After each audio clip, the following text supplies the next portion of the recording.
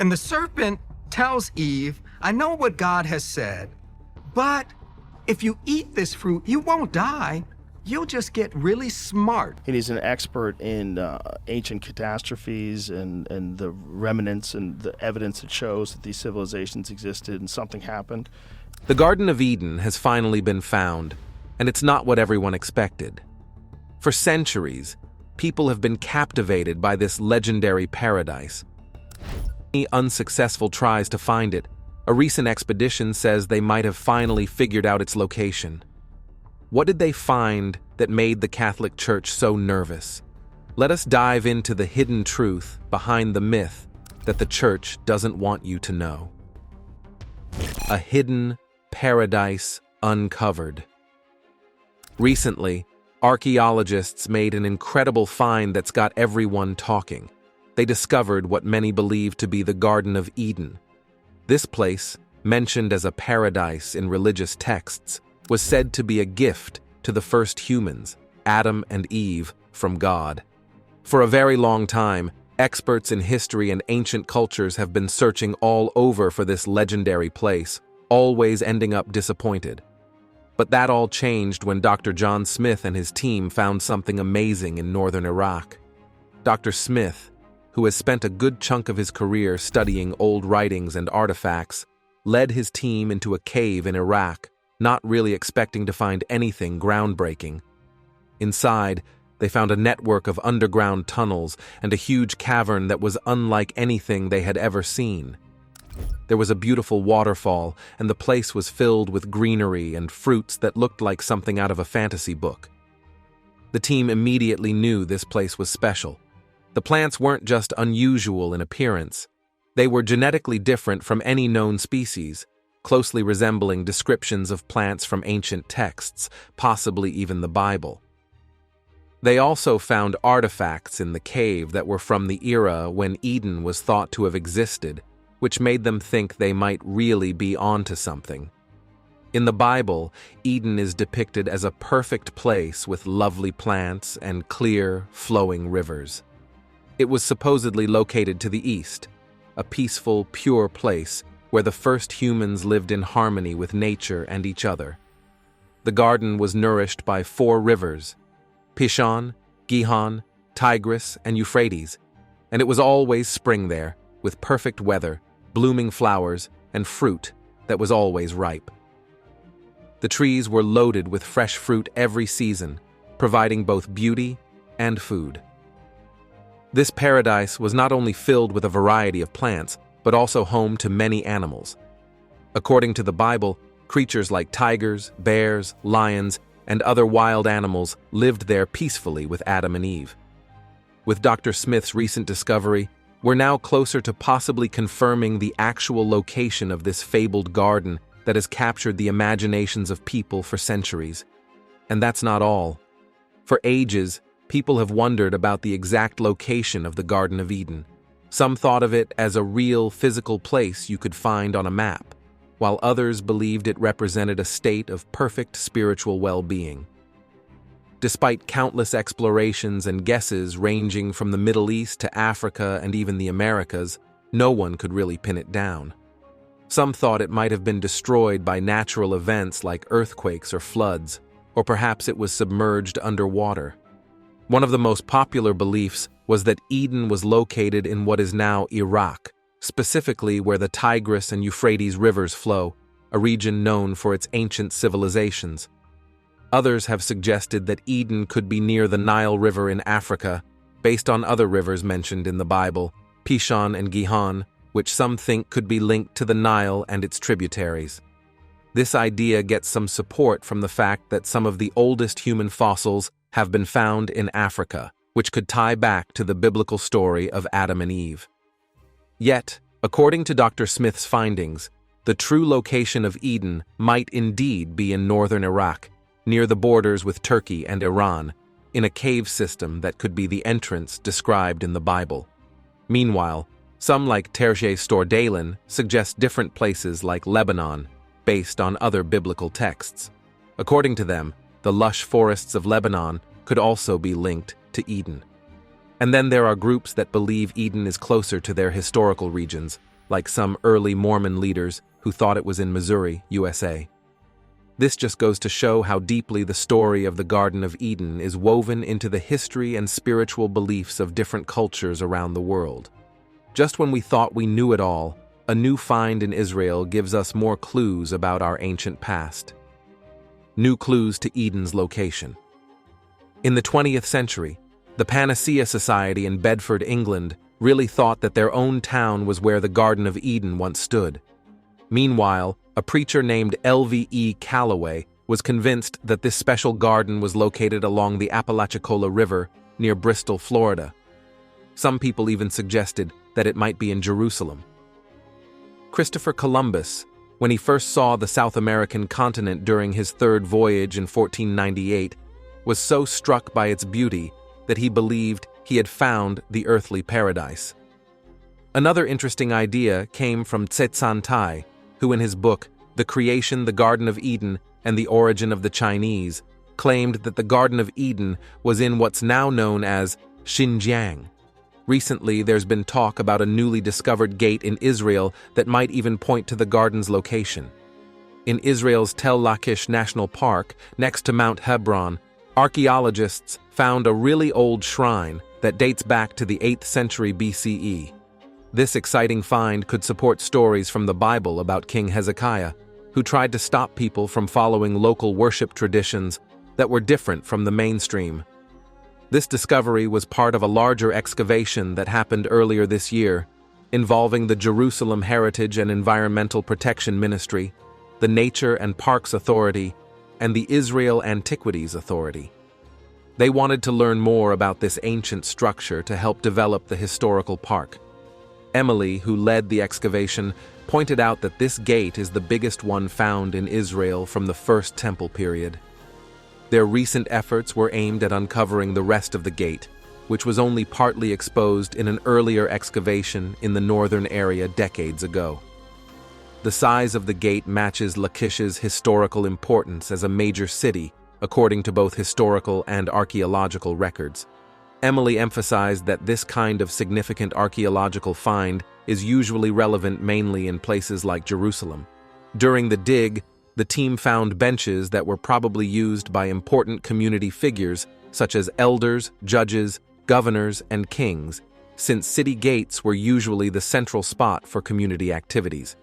The Lachish City Gate, which stands 13 feet tall and measures 80 by 80 feet, has now been fully uncovered.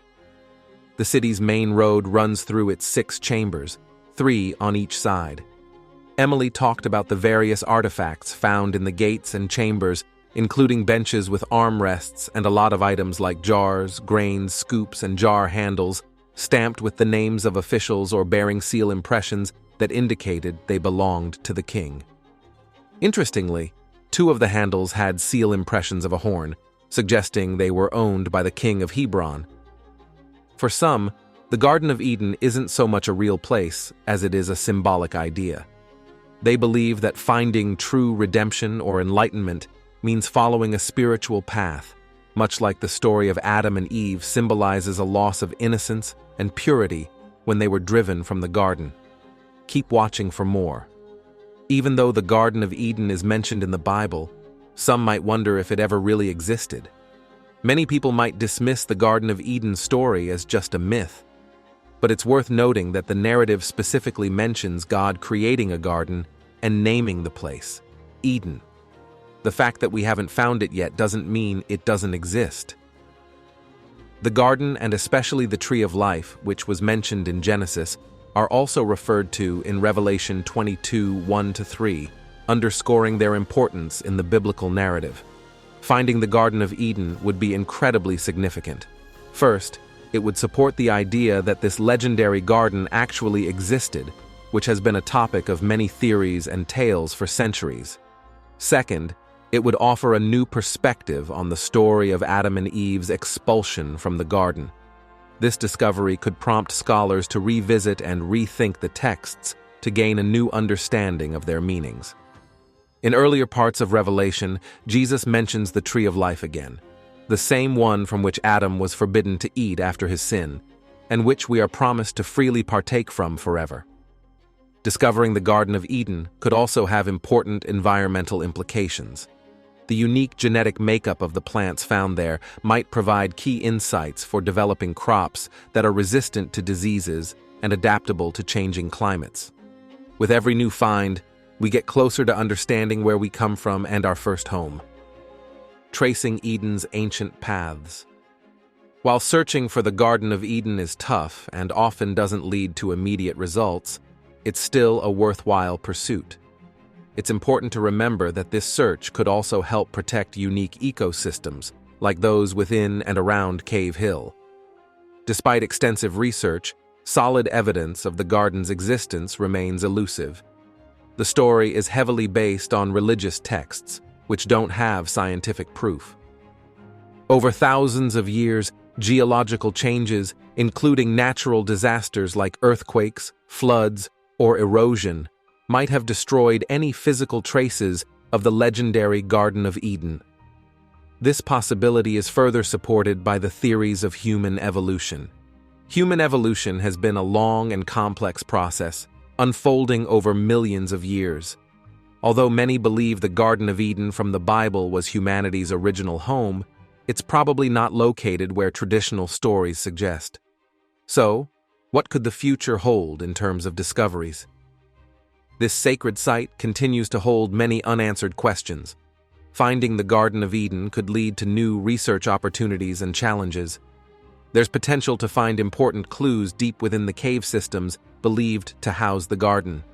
However, scientists face the significant challenge of exploring these caves without damaging their delicate ecosystems.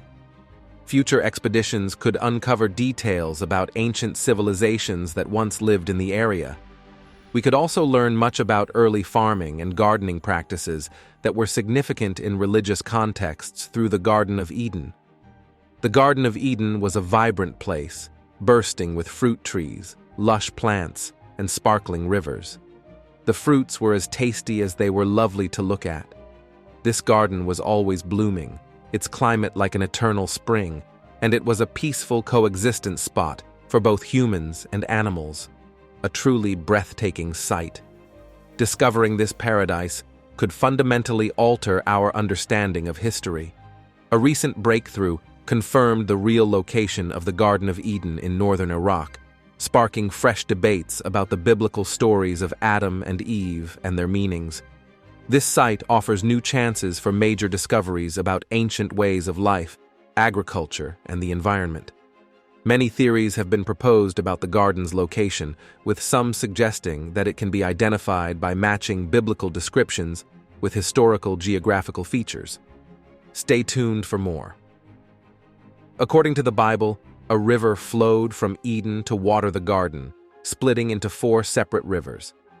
The first, called Pishon, flowed through Havilah, an area noted for its rich deposits of gold, onyx, and crystal.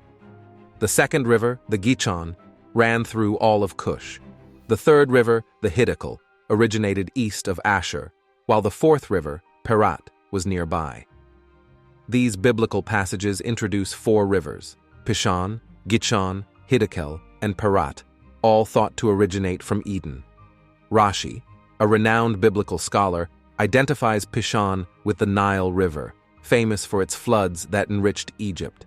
He suggests that Pishon's description as a river that gushes forth could also be linked to the Nile's role in Egypt's flax industry. Historical records show that, during ancient times, Egyptians mined gold and precious stones in what is now southern Egypt and Sudan. Others think Pishon might be the Ganges, which flows through Bangladesh and India into the Bay of Bengal. This aligns with interpretations that place Havilah in the region of the modern-day city of Havelian, situated between Pakistan and Kashmir on the upper Indus River. Cush is usually associated with Ethiopia, making Gihon likely the Blue Nile, which starts in Ethiopia's Lake Tana and joins the White Nile in Sudan, together flowing towards Egypt. Biblical commentator R. David Kimchi notes that Gihon means to diverge, a reference to the Blue Nile's many tributaries in Ethiopia. The Hiddekel, widely accepted as the Tigris River, flows from southeastern Turkey through Iraq to the Persian Gulf. Ancient translations and current names support this identification, placing the Hiddekel in what was once Babylonia, now Iraq. The last river, Perat, matches the Euphrates, which, along with the Tigris, defines the Fertile Crescent, where early civilizations thrived. The Euphrates also plays a significant role in biblical prophecies and historical accounts, marking boundaries and illustrating the spread of ancient Jewish communities. While these two rivers are clearly documented, the origins and paths of Pishon and Gishon remain less clear, often sparking lively discussions among scholars with only limited and sometimes vague historical data to guide them. The stories of Eden are part of many religions, showing how they are all connected. Myths of the Ancient Garden. The three main religions rooted in Abraham's teachings each share stories of an ancient and wonderful garden. Let's take a closer look at each one. In Jewish teachings, the Garden of Eden is thought of in two ways, as a heavenly place and an earthly place. The heavenly Garden of Eden is seen as the final resting place for the souls of good people after they pass away. The earthly Garden of Eden is more famous as the place where God, known in Hebrew as Yahweh, created the first two people, Adam and Eve. A lot of people believe all humans are descended from them. Jewish religious texts, specifically the Talmud, mention that this earthly paradise was located in a place called Eden. In Hebrew, this garden is also called Gan, and it's first talked about in the book of Genesis, which is the very first book in both the Jewish Torah and the Christian Bible. This garden was described as a perfect paradise where Adam and Eve lived without ever experiencing pain, illness, fear, or death. They lived in complete happiness until they broke one of Yahweh's important rules. They were told not to eat from the tree of knowledge.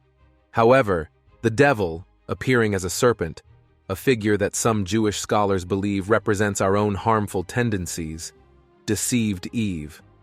This serpent cleverly convinced her to eat the fruit from this tree, promising her, "You will not die, for God knows that when you eat of it your eyes will be opened, and you will be like God, knowing good and evil."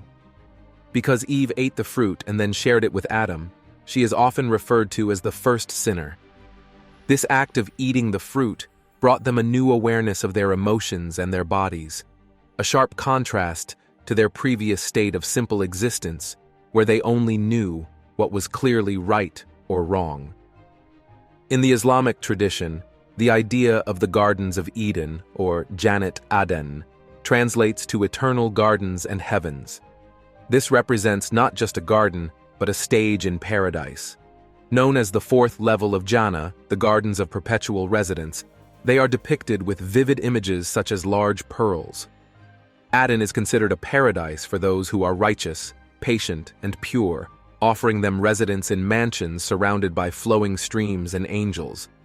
It's from this high place that Adam is said to have descended to earth, landing on a location known as Sarandib. In the Quran, this paradise is often simply called the Garden. Unlike the specific Garden of Eden without the term ADN, which is generally seen as the fourth level of Islamic heaven and not directly linked to Adam, Islamic scholars view Jannat as superior to other heavenly gardens. According to some thinkers, the Garden of Eden isn't real and can't be located. Trying to find it by following the rivers like Pishon, Gihon, Tigris, and Euphrates won't work.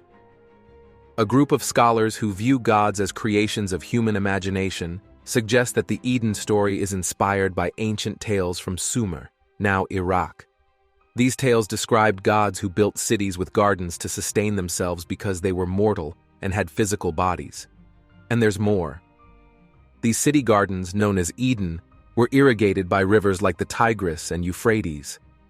Over time, the gods got tired of maintaining these gardens and created humans to do the work. This wasn't done out of affection, but necessity. Humans were essentially farm laborers, tasked with growing, harvesting, and delivering food to the gods in their temples. This setup was pretty much a form of slavery, with humans working tirelessly so the gods could avoid the hard labor of farming. Furthermore, the gods kept immortality and divine status away from humans. Why? Because if humans were immortal, they wouldn't need to serve the gods. The gods needed humans to handle the agriculture and feed them. So, keeping humans mortal ensured that the gods wouldn't have to return to the demanding work of gardening themselves. This perspective argues that the biblical story of the Garden of Eden challenges these older Mesopotamian stories by reshaping them. Instead of multiple gardens each serving a local deity, the story of Eden in Genesis presents a unified divine scheme. Is the Garden of Eden truly uncovered, or is this another elaborate hoax? What do you think? Tell us your thoughts, and remember to like and subscribe for more fascinating discoveries.